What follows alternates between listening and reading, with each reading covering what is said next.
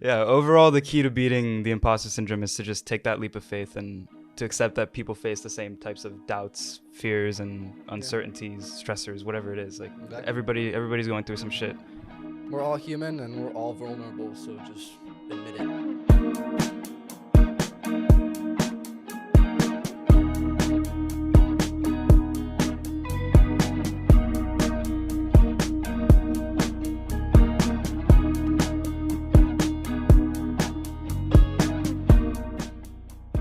What is going on, guys? My name is August, And I'm Euless. and welcome to Ask Why episode 4.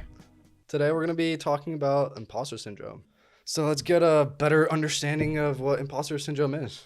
Yeah, it's basically the idea that you don't feel like you belong in whether it's a professional scenario or social scenario, you don't feel like you belong, and you kind of feel like you're playing the role of this like imposter, like you feel like you're playing an actor.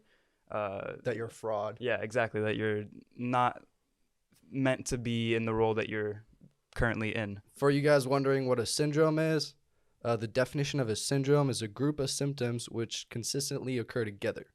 Okay. I don't know how else You to had put it no in. but I idea feel what like you were support. reading. I did it. I literally read it word for word. Okay, so now that we get an understanding of imposter syndrome, Yeah, it's.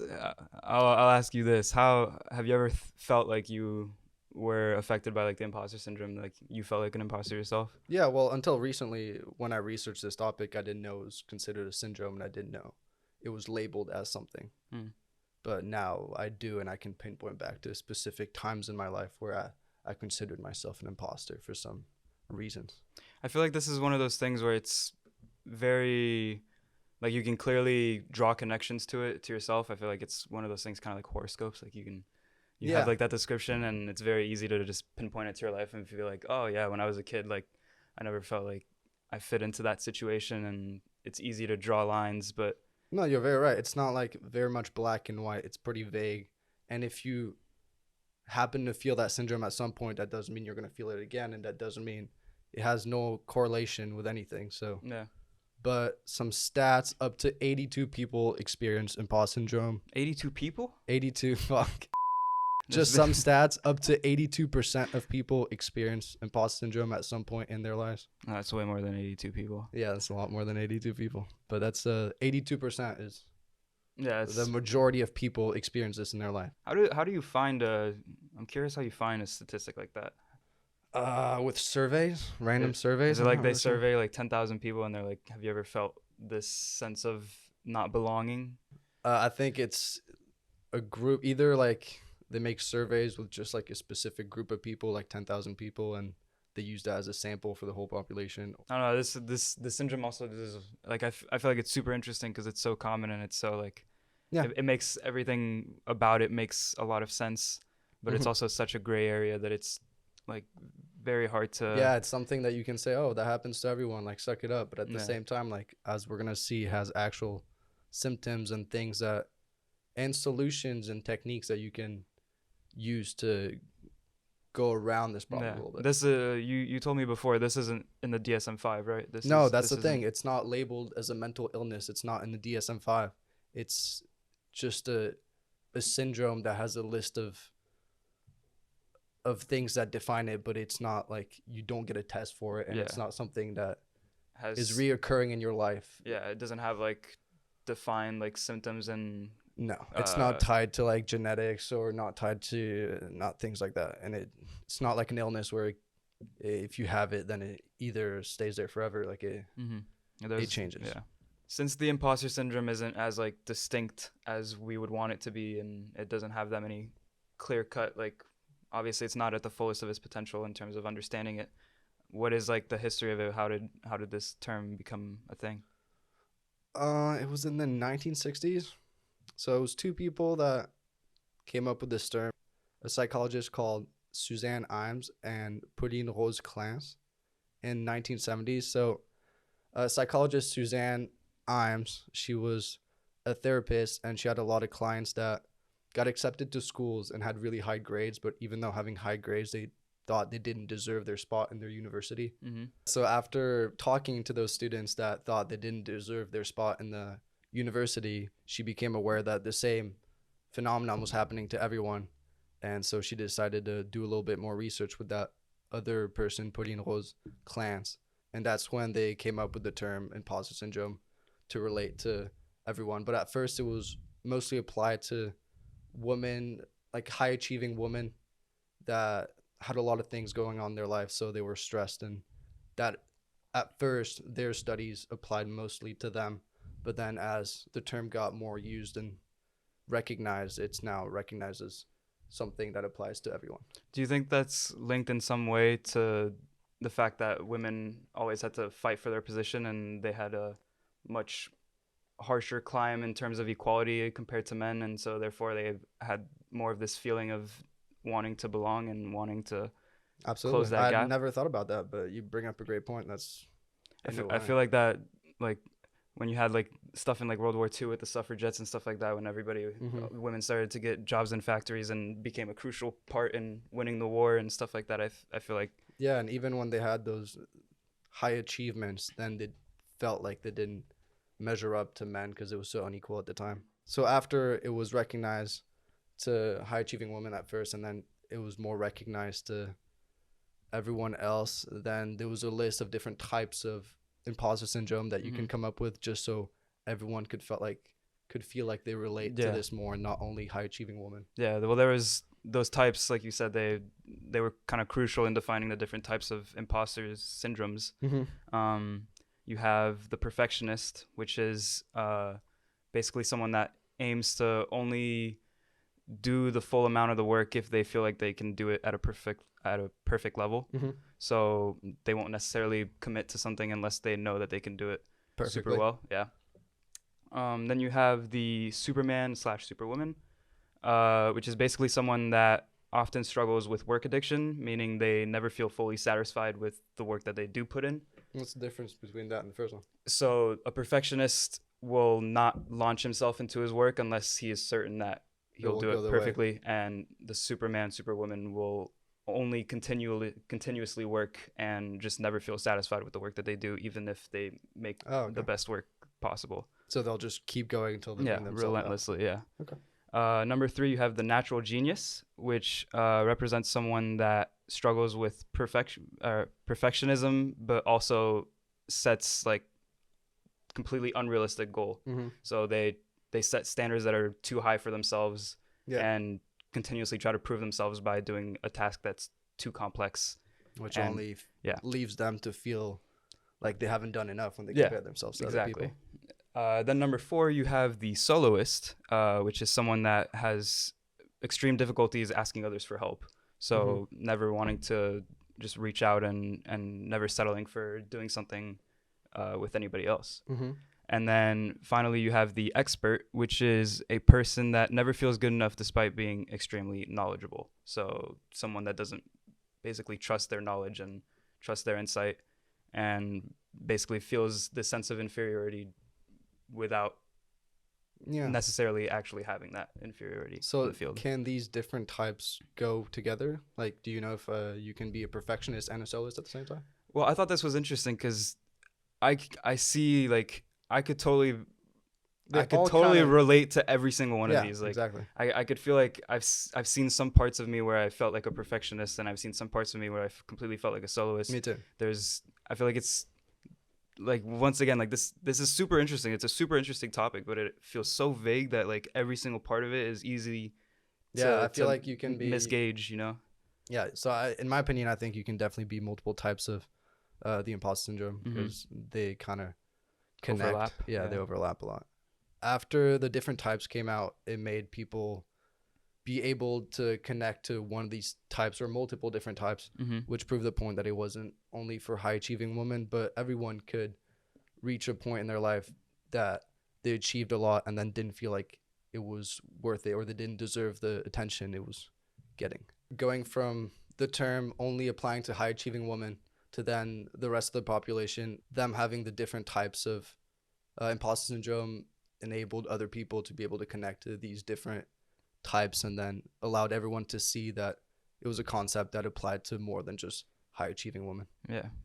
Before researching this concept, I thought that I heard about the imposter syndrome, but I thought oh, those are all just lazy people that are not doing enough, so they feel like their work isn't enough just because they're underachievers, and just do more with your life so you'll be satisfied. That's what I thought at first.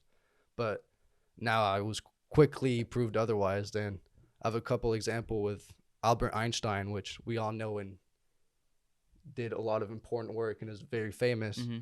After publishing all his work, he still thought that his work was receiving a lot more attention than it deserved. But a person like Einstein is 1% that creates achievements that are not like the average human. Mm-hmm. So having someone like that achieve so much work and then still feel that syndrome proved to me that it was a real thing. Yeah, having someone that does such an overwhelming amount of work that's undeniable by anybody else. Yeah, like no one's going to be Einstein Yeah. anymore. So if somebody like that feels that way, then No. that proves that no matter how much work you put in, that you can still feel like you're a fraud comparing yourself to other people. I know that Einstein had a lot of like personal stuff going on in his life too. I feel like, Yeah. I mean, maybe not in an episode, but I feel like it'd be cool to look into. I'm kind of curious as to like what his life was. I know he had a lot of stuff with like his son and like something about bipolar disorder. Yeah, let us know if you guys want us to do an episode on analyzing Albert Einstein. Albert Einstein's life. That'd be really interesting. So with all the history and understanding what the imposter syndrome actually is, all the different types and all that, I think it's time to dive a little bit into why this is such a common thing and why this is such a overlooked thing in society as well. I think part of the reason is social media once again. Hmm. People are only posting the highlights of their life, so you're only left to compare yourself to the only good things people are making and the only achievements they have. I wrote something down about childhood when imagine you're 6 years old and you see your parents, and basically whenever you're a kid, your parental figure is always like twice your size, constantly organizing, making dinner, driving you to school, whatever it is. Like parents, when you're at a very young age, seem so much more like well put together than you do. And, Well, they and are. yeah, obviously, but you have that like perception, and like it's a very strong first impression that like respectable and competent adults are different from us because we're kids. And so breaking that, I think, is some point in the future, but some people break off of it more or less strongly. You're right bringing up the parents, but what if, for example, parents on purpose were more vulnerable with their kids, and then like they told them they'd get back from work, for example, and they told them like, oh, I had a really shitty day today, or it was really hard, and it would make kids more open and more understanding that their parents are also going through hard shit, even though they might seem like they got everything together. I don't feel like it's a problem. Like, I don't Yeah. think you should start being more open with your 6-year-old about your depression because you want them to have a clear understanding of how life works. I think it's not like, There's balance, like in everything. there's balance, but like I don't think this is like an actual issue that needs to be solved. I think this is just like the cause of people feeling this sort of imposter syndrome. But it's definitely not a good feeling to have. So we need some techniques or strategies or somewhat solutions to what can you do about it. And even if there's no actual solutions, just some ways to cope, like in everything. I think there's a big part in like also understanding that we know ourselves from the inside. So like all our anxieties, our stresses, our fears, and everything that we see from other people is edited, and it's what they tell us. It's far narrower. Exactly. And it's just even us. It's what they tell you, and it's what you see, and that's it. That's the only way that you judge and perceive how they're doing. So it's easy to form a non-reasonable judgment about how they're much more fit to do things because you don't know about all their anxieties. Yeah, but imagine a world where everyone was that open about their anxiety and about things that don't go right and about those feelings. Then if you're aware that everyone you see every day has those same things, then you feel much less alone, and it's everyone comes together, and like, can you imagine that? How much like stress off that shoulder would that be? Yeah, it'd also be great if everybody ate a meal every day.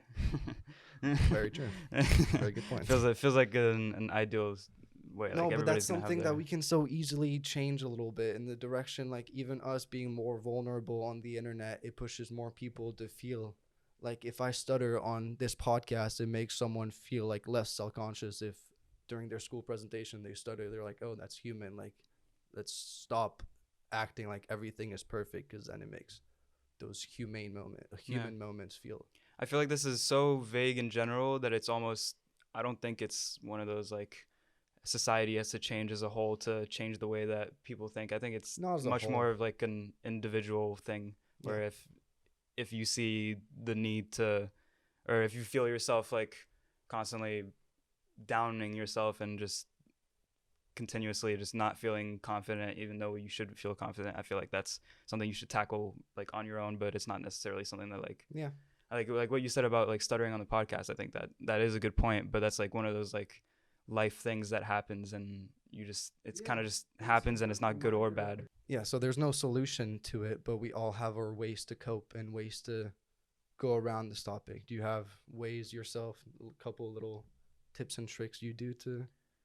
I don't know about tips and tricks, but Yeah. I think one of the ways that you can see this bridge between thinking that people are all above you is using art, anything from like music to poetry, paintings. Mhm. Typically, that you get a point of view inside someone that's in a higher society, whether it's, for instance, Juice World singing a song and talking about his depression.